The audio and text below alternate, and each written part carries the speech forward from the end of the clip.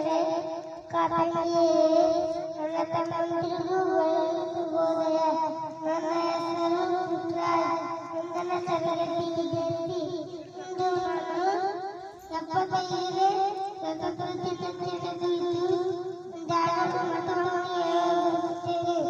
ಇಂದಿಗೆ ನಮಗೆ ಸ್ವಾತಂತ್ರ್ಯ ಸಿಕ್ಕು 75 ವರ್ಷಗಳಾಯಿತು.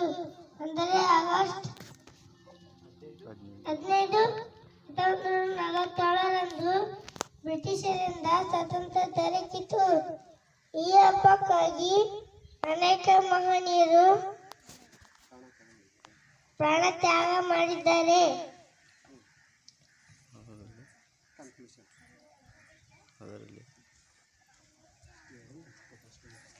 ಇಷ್ಟು ಹೇಳಿ ನನ್ನ ಚಿಕ್ಕ ಭಾಷಣ ಮುಗಿಸುತ್ತೇನೆ.